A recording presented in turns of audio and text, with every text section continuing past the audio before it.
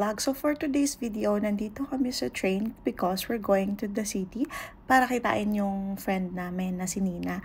So Nina was part of my vlog before, like a Q&A vlog. I'm sure nakita niyo na. If not, just go to my YouTube channel and check for it. So dito kami sa Parliament Station bumaba and we're planning to eat at Soy 38. It was really trending on TikTok, like here in Melbourne, like the food, Thai food. It's really good, it's cheap, and it's really good. So we went there, and then ito naman kinabukasan na, so I was like really inspired to do my makeup, so nagmamaganda lang ako.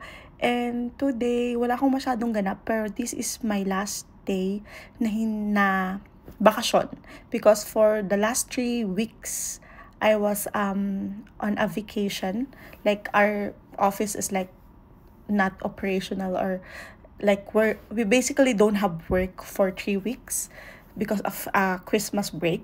So yun talaga yung work and life balance na meron dito, like dito sa Melbourne ha.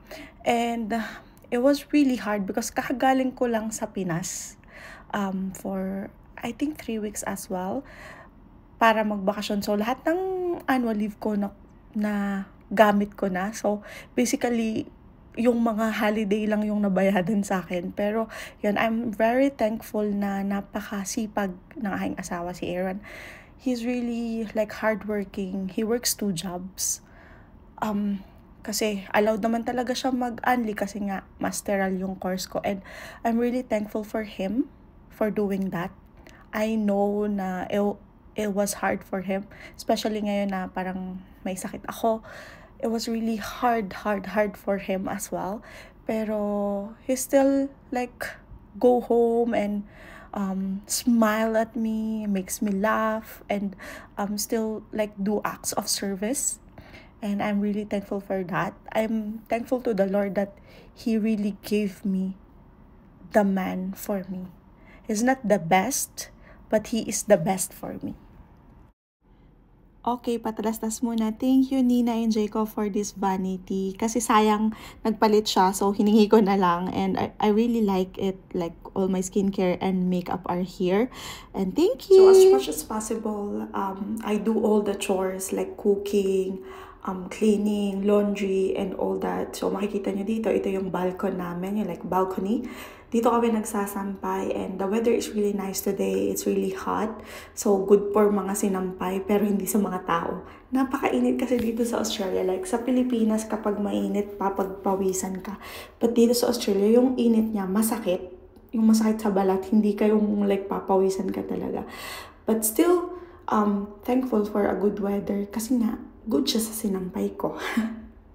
So, in these 3 weeks na nakapagpahinga ako, it was really a roller coaster ride for me. I thought na parang boring, ganyan. Wala, sa bahay lang ako, ganyan. Kasi hindi naman nga si Aaron comfortable na hayaan ako lumabas mag-isa, ganyan. So, pag off niya, nakakalabas kami. And sometimes, nalabas din naman ako ng mag-isa. Nagpapaalam naman ako sa kanya. But I will miss those like slow mornings na I don't have to rush to go to work. Sometimes, dito sa mundo natin, like full of pressure, full of like expectation and that.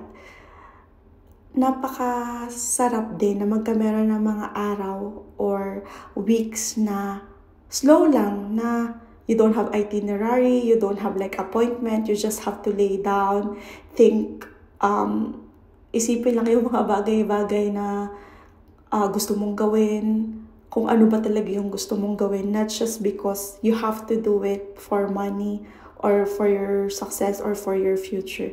And I really miss those times, like katulad nung high school tayo, na you just have to do what you have to do. You don't have to worry about money.